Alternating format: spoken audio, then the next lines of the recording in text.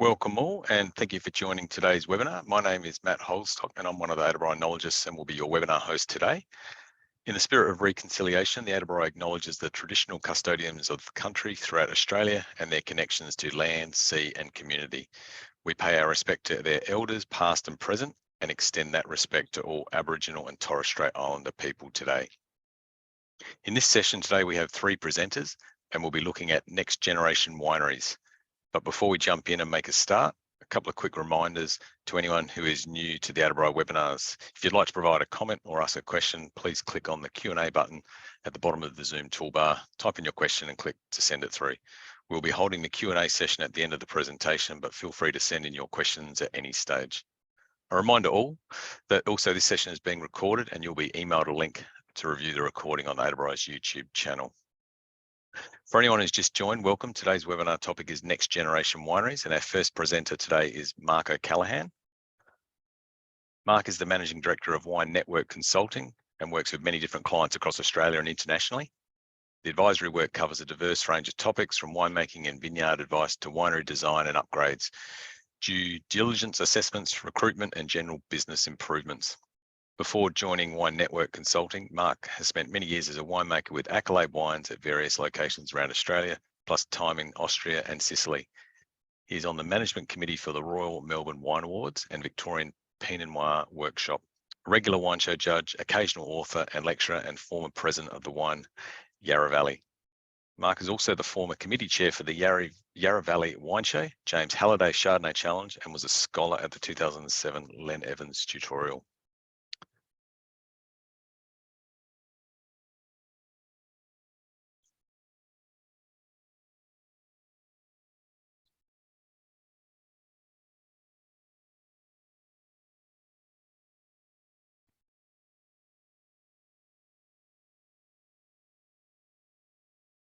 Thanks, Matt, and thanks very much to the Institute for having me. A couple of years ago, I wrote a piece on next-gen wineries for the Wine and Viticulture Journal, and as part of that, one of the opportunities that I had was to interview Roger Bolton from UC Davis about next-gen winery technology and things like that. It was a fascinating opportunity to talk to someone like that. One of the best lines that he had about the complexity of this sort of project was when he said that I don't expect winemakers to understand all of this stuff, but I expect them to ask the right questions. So given that Frank Patera is going to talk about the built form, about the buildings, the kinds of systems and technology and thinking that are available now, if the appetite is there to embrace those opportunities. Simon Nordesgaard is going to talk about a lot about the sort of tech that goes inside the buildings. So I thought I might start tackling some of the other topics that come up with clients of ours, or the sorts of topics that we think our client should come up with clients of ours and the sorts of projects we've been working on. And it relates to a theme that I've talked about many times, which is to build your winery for the next 30 years. Don't base your winery on what happened in the last 30 years. These are big investments that last for a long time, and mistakes are very expensive. So the kinds of things that, it includes things like water use and effluent treatment and things like that. I mean, the technology is out there. It's not that hard to reuse winery water, to treat it to the pharmaceutical grade water or meeting the drinking water requirements for it to go back into the winery water supply. It doesn't usually, or it doesn't always make economic sense to do that, but the tech is there to do it. Another is just the shifts in consumer behavior and direct sales and how that impacts on winery design. Labor savings and labor difficulties, we're all acutely aware of those. Shifts in winemaking practices, floods, bushfires, and the regulatory environment, the trading environment, the changes that are happening there as well. Now, another topic that is easily overlooked is simply the complexity of developing a modern winery. Anything more than just, say, a very basic machinery shed fit out can get very, very complicated. In my experience, winemakers are very often like to think that they know a great deal about a great deal, but nobody knows everything. So before undertaking a project like this, it's very important to understand what the business owner is really trying to achieve, what the appetite is like, what the vision is like, understand what your customers are looking for in terms of grape varieties, wine styles, visitation, environmental expectations, all sorts of things like that. When it comes to the engineering, you need access to good advice and good input when it comes to mechanical engineering, structural engineering, electricals. This stuff is all complicated. And like I said before, mistakes are very expensive. Architects have their role to play. Architects are an important part of the team, but if I may, a lot of the stereotypes around architects exist for a reason. Their flamboyance can have a good role to play, but it's important that the tail also does not wag the dog, in our view. ESD, hopefully Frank will touch on that. So that's environmental and sustainability design. It's a growing specialty, and there are experts who can really bring a great deal when it comes to new developments like that. You need good advice when it comes to planning and council. That in some jurisdictions that can be a total quagmire.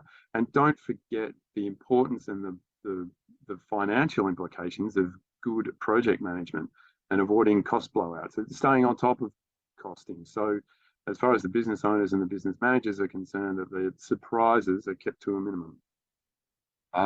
So let's take a look at sort of direct sales, and I would just encourage business managers to have a think about how consumer behavior has changed and the permanent nature of that. It sounds simple, but the execution can be a lot trickier. In fact, perhaps I've got my points out of order here. Really, probably the main one there is that point there at the bottom is that direct sales, the direct channels, wine club, and so on, they're very relationship driven. So that kind of connection and the quality of the visitation experience and things like that. There's more than just cellar door design and things like that. It's so important, and it doesn't necessarily need to be horrendously expensive. It can be as simple as when you're designing the staff room, just make sure that there's enough space in there. It doesn't cost that much extra to allow a bit of extra space, the right stove and oven and space for a large fridge, so that external catering companies can say, let's say, bump in on a Friday afternoon and be set up for some wine club events and things like that. Some sort of hospitality function in the winery or around the winery over the weekend, and then be cleared out for Monday morning. If the space is set up so that the simple things are simple, so it's not terribly complicated, that's not only good for margins and effectiveness, but it just makes it so much easier for you and your team, so that it can be you can, with the simple things being simple, you can do it more often during the year and build those relationships, and that helps you build those direct channels. Labour saving is important, of course. Access to labour is getting more and more difficult all around the world, but I would encourage people not to think of this theme of labour saving just being about screwing down your winemaking and compromising your winemaking that drives quality down and things like that. In fact, quite the opposite. Again, create an environment where the simple things are simple and it makes your wine better. The technology is out there when it comes to, I chose this, drop this photo in here just to remind of the new generation of equipment that's out there when it comes to fruit sorting and things like that. It's expensive stuff, but it's expensive kit, but it genuinely moves the needle in terms of wine quality. It's the kind of stuff that'll, if you're talking to your business managers or your owners, this is the sort of kit that will get your wine from, say, 90 points to 93, for example. Like it's that significant. It's also the case that when it comes to labour saving, don't think of labour saving just in terms of hours and the cost of wages. Think of it in terms of wine quality.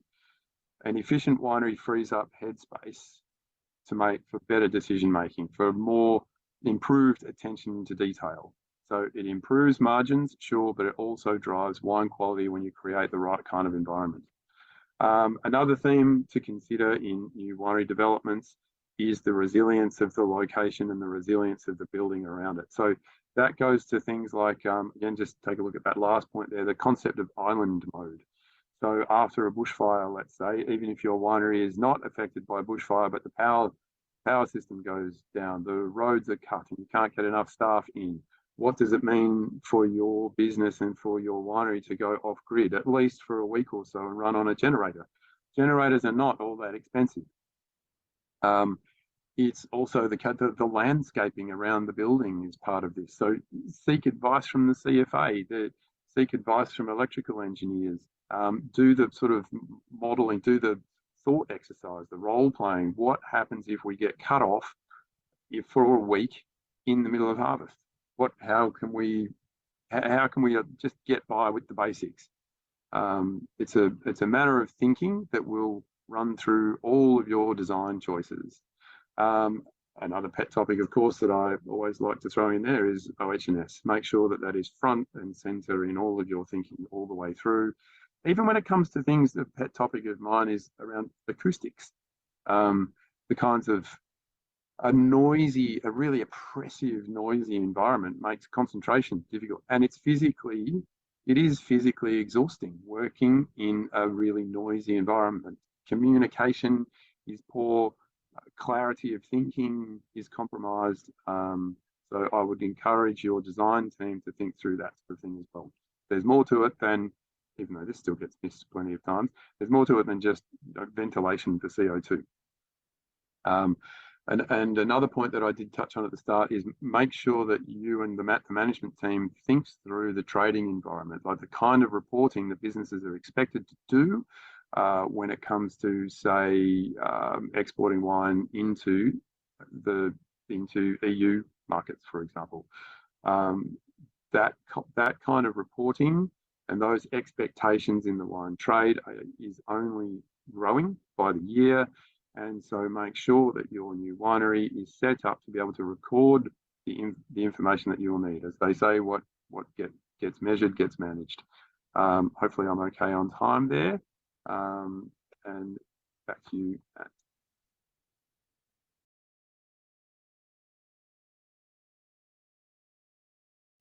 Okay, our next speaker is Frank Butera. Frank is an associate with Arup and which is located in Melbourne. Frank is also the general manager and winemaker at Bass River in Gippsland. Frank gained his Bachelor of Science in Applied Physics at RMIT and has a Masters of Sustainability Leadership from Cambridge University. After many years of working in professional engineering in Melbourne, Sydney, Singapore, and Auckland, Frank continued his studies to complete a Bachelor of Science in Wine Science from Charles Sturt University from Wagga Wagga in New South Wales. Frank has over 25 years experience in consulting on diverse projects ranging from aviation, transportation, performing arts, commercial office buildings, and industrial infrastructure in the built environment, as well as being closely aligned to renewable infrastructure projects in the energy sector. Frank often appears as an independent noise and vibration expert witness for large-scale environmental and transportation projects. Frank is a property market leader for Arup in Victoria.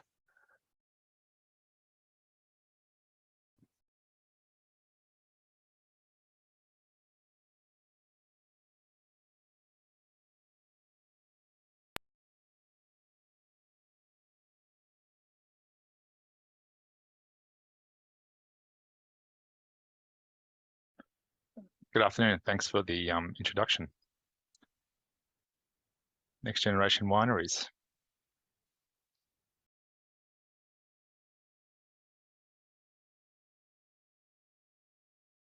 As a wine industry, we're pretty good at understanding the impacts of climate change, season differences, earlier harvest dates, and wet vintages. However, we innovate in the vineyard to continue to develop quality fruit despite our challenges. My presentation will share the current and future principles being developed in the built environment and how existing and future winery infrastructure may benefit. In particular, with regards to decarbonisation, embodied carbon, life cycle assessments, and how it relates to sustainable buildings. Arup is helping clients globally to plan, prioritize, invest, and implement solutions in response to the climate emergency, and in a way that meets their net zero carbon ambitions. These ambitions are not just self-sacrificing in nature, but driven by good business sense, accountability and transparency of carbon disclosure and emissions reduction pathways are increasingly required by potential investors, customers selecting ethical brands, and risk assessors seeking to understand how businesses are preparing. There's also a strong financial imperative. With reduced carbon comes reduced costs. The building industry accounts for almost 40% of all global emissions worldwide.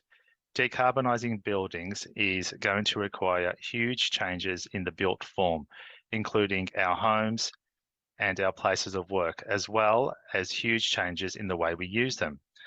To meet the Paris Agreement, every building on the planet must be net zero carbon by 2050. But to make these targets, we are going to need strong leadership from the top to change how we think about our building today.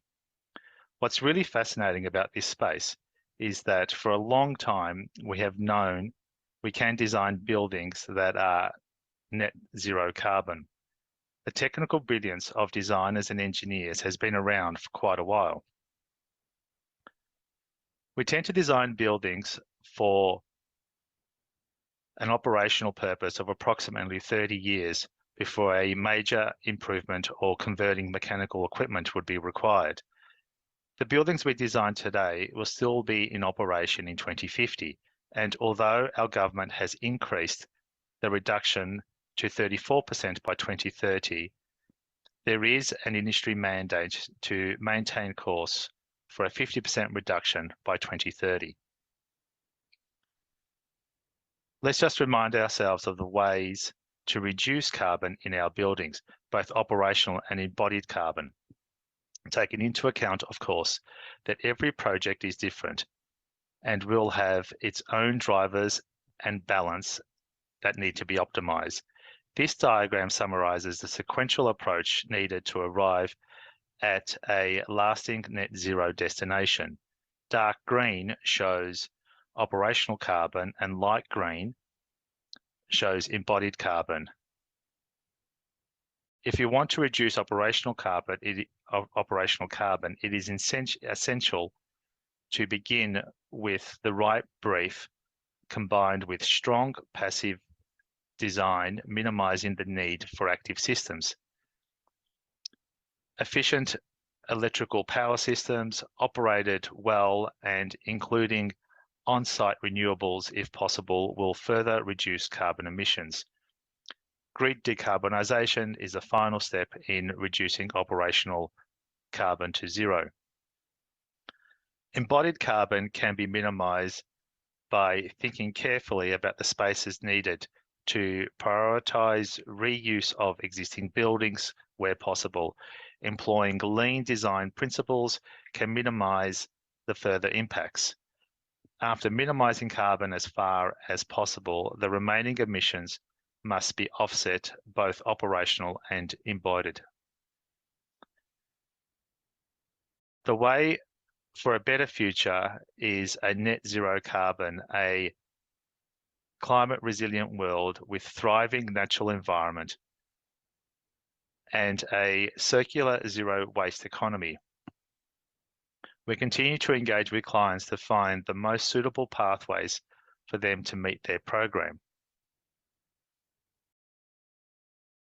Consumption and use of natural resources have generally followed a linear approach where materials are sourced, used, and finally disposed of as waste. Arup promotes a circular approach instead. Waste and pollution are designed out, products and materials are kept in their highest use for as long as possible, and natural systems are regenerated. We work with clients to embed circular economy principles within their business or organisation. Today, society's ability to thrive can be compromised by risks from climate change to infrastructure shortage, from population growth to pandemics.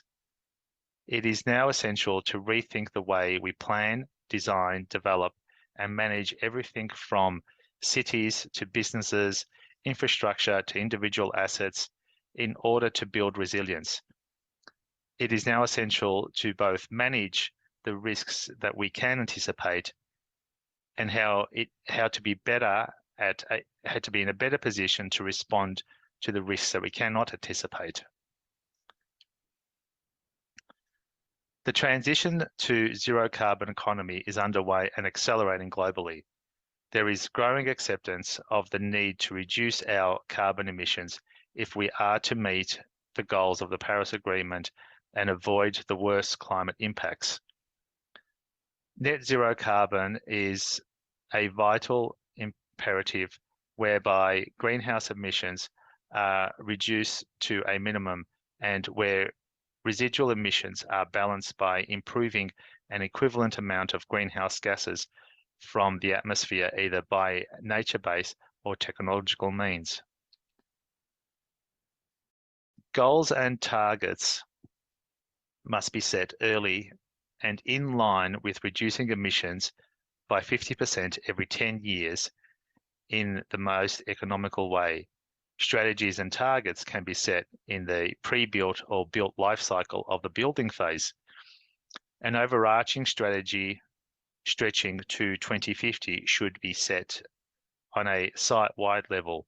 Further strategies should be taken for individual projects and programs, whether it, for example, be acquiring a new building, renovating, or a totally new development. Targets and goals should cover all areas of the building life cycle, from planning to occupancy, from occupancy to recycle and reuse. Life cycle assessment categories are used to break down the total embodied carbon of materials in the building in various elements.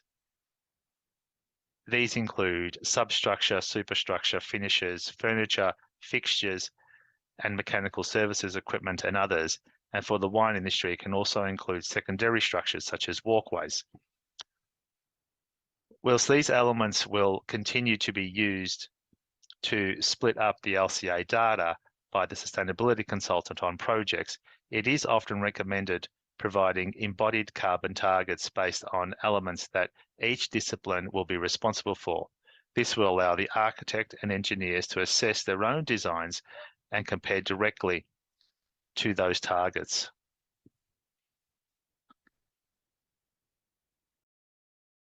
Often untapped is the potential for the brief to reduce embodied carbon of the structure even before design begins.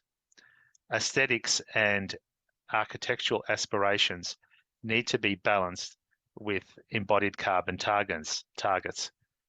Some design approaches would include getting the structural load right, adopting low carbon renewable materials, and to consider the whole life assessment of the materials selected. Over recent years, there has been a surge in international markets' expectations of quality and performance of a building's design. And the Australian market for sustainable assets has responded with an increased focus on the delivery of buildings with increasing levels of sustainable design. This diagram is an example of how we define and benchmark project sustainability targets with competition used as a benchmark on this scale. The scale presents a range from minimum compliance through green and high performance buildings and into a net positive or regenerative levels of sustainability. It's widely recognized that net positive outcomes are exceptional, and the overlay of assessment tools that would be used to validate this position changes from a nationally recognised Green Star rating tool to an international living building challenge. There's also the relationship between the environmental performance of buildings and the level of comfort that they provide to occupants. Further, particularly in the context of COVID-19, but also the increasing threats of bushfires, floods, resilient strategies often come hand in hand with environmental positive strategies and are important to consider holistically as part of a comprehensive, sustainable design and performance strategy. And here's just one example of a building that is considered to be a high performance carbon saving building with some considerable thought put into the envelope or the fabric of the building, as well as additional shading and natural ventilation. And another building here, and in particular, the orientation of the building, and again, improved shading and natural ventilation. And both these two examples were a result of significant carbon savings. And thanks for listening.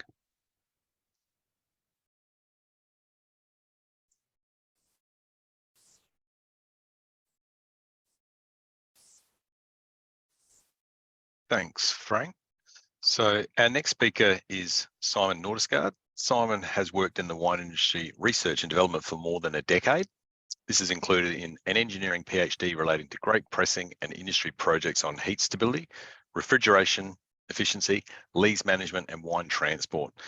Simon has a passion for winery process and equipment innovation. So over to you, Simon. Thanks, Matt. You can see my screen okay? Yep. Yes, we can. Yep. Perfect. Okay, thanks everybody for attending. So my presentation, I'm going to talk very briefly about a few different bits of winery equipment. Some you can buy now, and some that are a bit more out there. First thing that I wanted to discuss is automated dissolved gas management systems. These systems can be on the bottling line, and they can adjust CO2 to a set level and remove dissolved oxygen all at the same time. They use a special membrane called a membrane contactor that allows gas exchange. If they're operated with a vacuum on the gas side, you can strip CO2 out. And if you have CO2 on the gas side, you can add it back in. And with a combination of vacuum and CO2 via some smart control systems, you can get to a set CO2 level in a single pass. It's very clever, and they're things that these are available now. And also related to automation is tank sensors for live measurement of level and density. To measure level in a tank, you can use hydrostatic pressure sensors. The higher the liquid level, the more the pressure, the higher the pressure near the bottom of the tank. You can also use hydrostatic pressure sensors to monitor density if you know the level. And what we can do that's clever is if you use two pressure sensors, you can measure density and level simultaneously. Another approach is to use radar to monitor level, and then use one pressure sensor. Using one pressure sensor, you can get density as well. There's other different styles of sensors around. You can use this style of integrated sensor that also works based on pressure measurement at two heights from WineGrid. It's probably a cost-effective approach for small wineries with smaller tanks.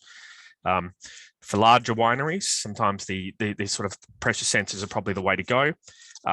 You need to get the right grade of sensors for them to work well. This is some data from showing density and level in a few white and rosé ferments in the 2021 vintage. The lines are the live sensor values, the dots are the lab controls and manual dips, and you can see that there's good agreement, it worked well. This is some data for a red ferment. Again, it worked well. One thing with red ferments is that when you use jetting tanks, they're pretty rough. We started off with metallic sensors, but in red jetting tanks, they will likely get damaged in the long term. So now we're looking to use ceramic sensors. On the WineGrid style sensors, this is again some data for white and red ferments, and these sensors also worked well. Screen design is important for red fermenters to get for good operation.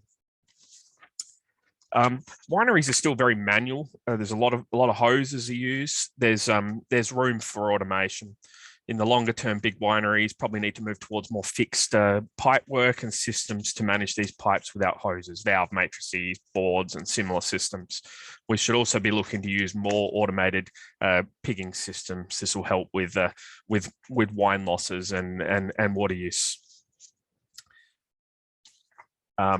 Grape sorting is another, Mark touched on this briefly, is another area where there's room for us to advance. At the moment, a lot of the automated sorting equipment is very good, but it's mainly removing mog. It would be good if we could actually sort grapes into specific fractions with different properties.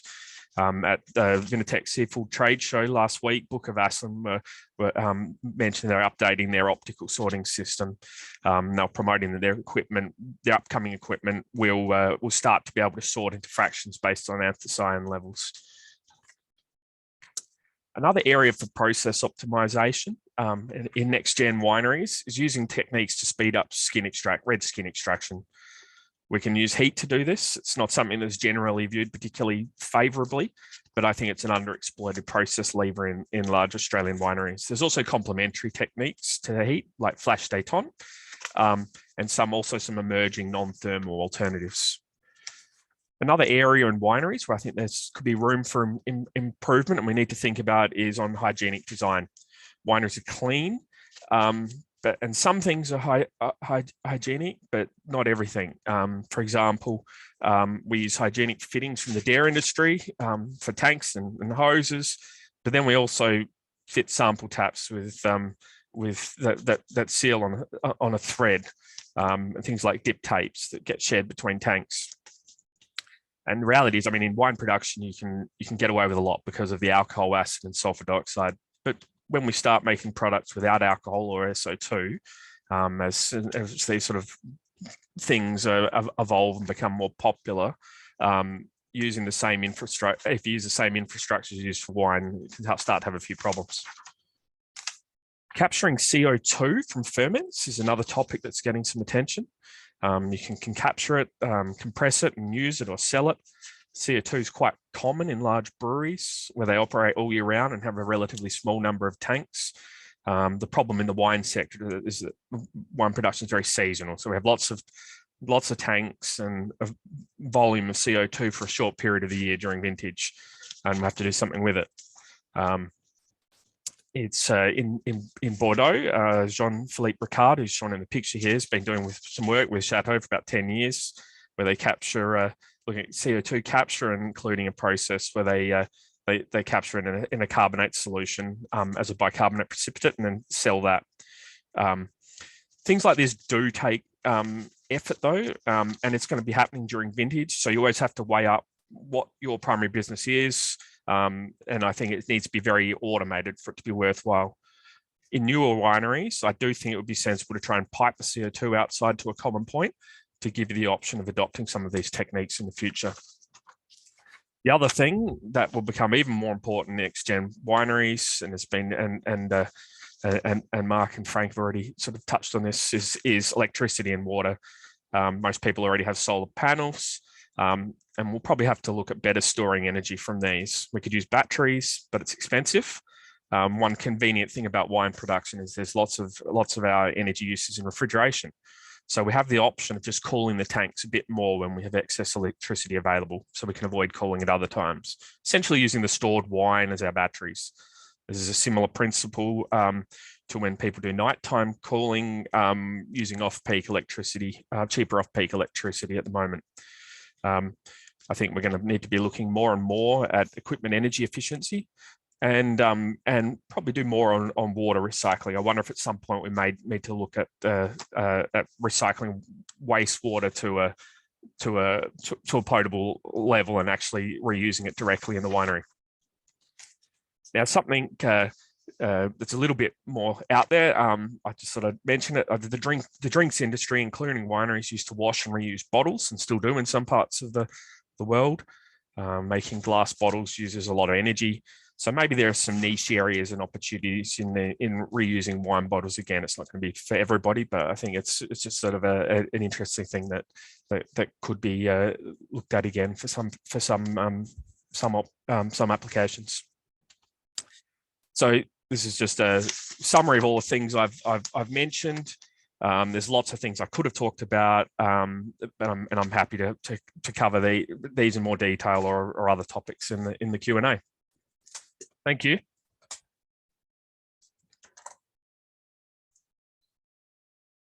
Thanks, Simon, and also thank Mark and Frank. Mark and Frank will join us now for any questions that people have. Haven't got any questions come through just at the moment.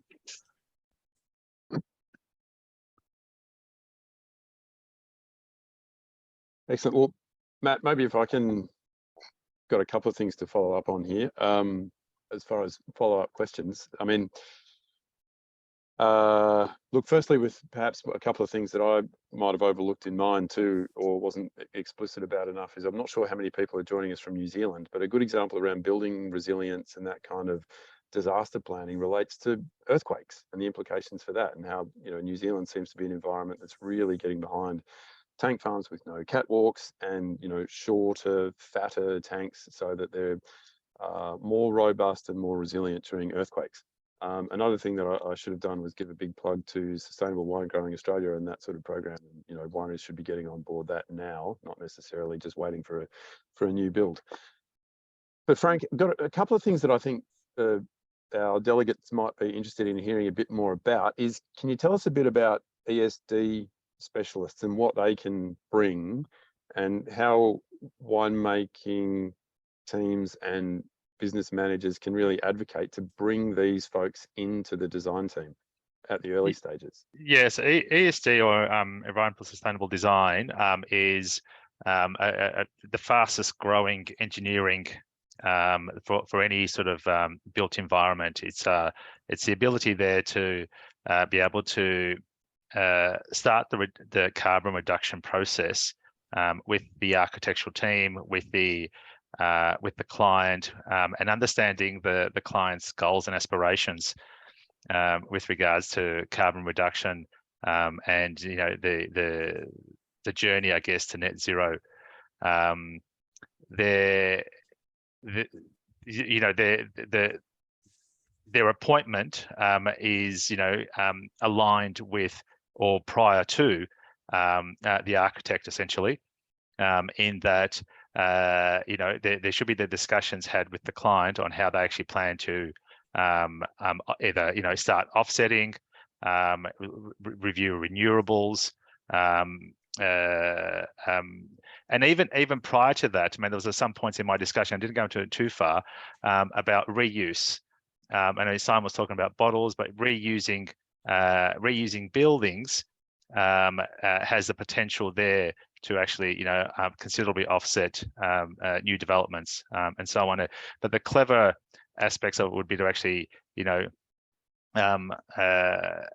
use the space that you need efficiently, effectively, and so on.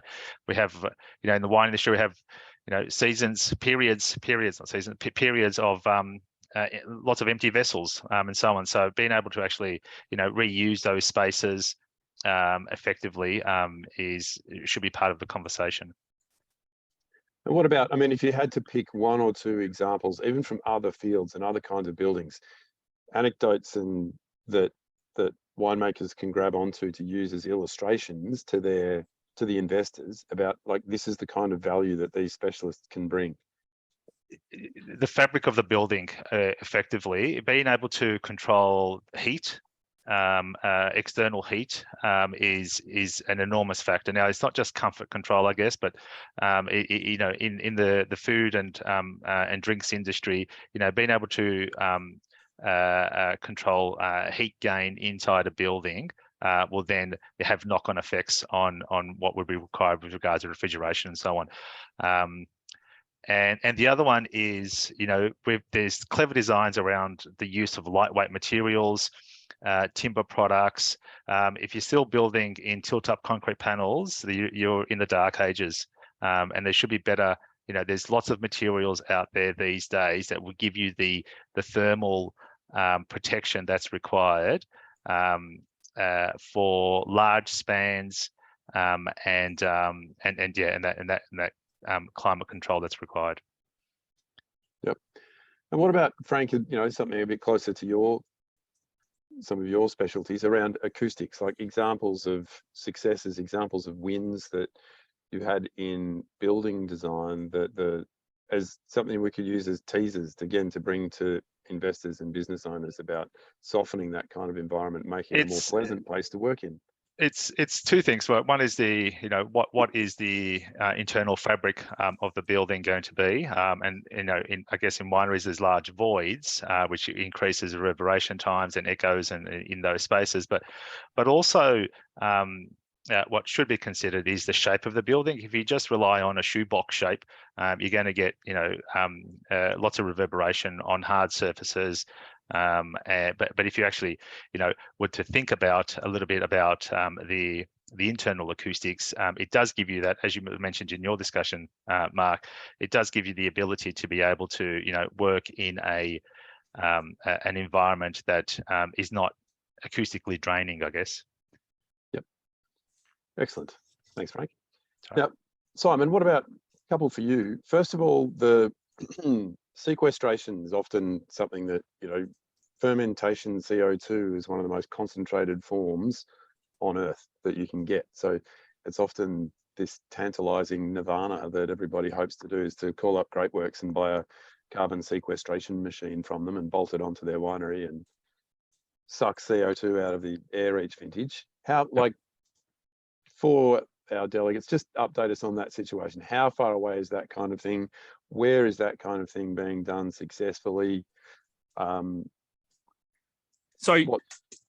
Yeah, I mean, you can do it. You can do it now. I mean, but it's one of these things where that CO2.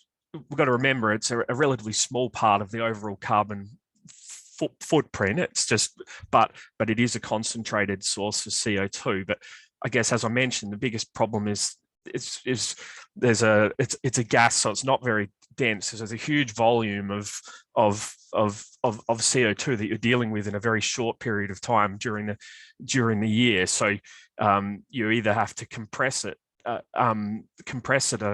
lot to make that volume smaller if you're going to use it. So in terms of people that are doing it, some of the pictures that I had.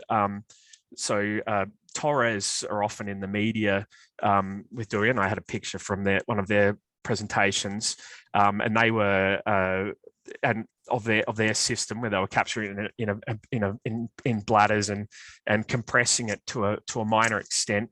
But even them on their website and stuff, as I haven't been there, but they're largely using it for inerting tanks at that point. And I don't know how much of their how much of their overall CO2 they're capturing. I guess we've got to look at it. They're talking about reducing their CO2 purchase by a third. So that has an effect on their carbon footprint. But I'm not sure how much of their overall CO2 they're actually collecting. So those pictures I had from Bordeaux, that Jean-Philippe Ricard, he's been working for about 10 years with some of these sort of high-end chateaux, looking at it. But they're also relatively small wineries, really. So, so they're doing it. They're doing it. But there's a lot of challenges. The biggest thing is the seasonality. Like for a big brewery, they already do it, and it makes perfect financial sense. But I think it's something we should be looking at more and more. There's a question here that was probably for me as well, in the chat box here. Comes from Casey, and they're asking, looking at removing hoses in the winery, is there a way to think about going without adding a massive amount of stainless steel pipes to the winery? So I guess there is going to be some more stainless steel pipes, but I think we can be smart in the way we lay out things in the winery to minimize that. So I think that's one of the ways to partly ameliorate that, and also being clever about some of the how we do sort of loops of pipe work for, like, if we're talking about pigging systems and stuff. I mean, at the moment, they typically just have it on, when people do it, they might have it between the winery and the bottling center, or between a bottling tank and the bottling line. So covering a single line. We might want to do it around the tank farm, but we might have a single pipe that's shared around particular sections. So, I mean, there's going to be more stainless steel, but I think there's some clever ways we can go about it to try and make it not too much more. So, Simon, just a question. Historically, the way wineries have been designed, is that a barrier for people to modify and manipulate the way their winery sets up in the future? I guess I'm just trying to, I guess the wineries now are often reasonably flexible, but in some respects, like the really old wineries were actually less flexible but better designed, because they're all using on different levels using gravity, and had a better flow, and they're also often, you know, from concrete and some decent insulation, and making good use of space through concrete tanks. But so yeah, there are some. There are always going to be barriers about how much space you've got to modify things, and a lot of things evolve. But yeah, so I mean, it's always easy. It can be easier to design it from the start. So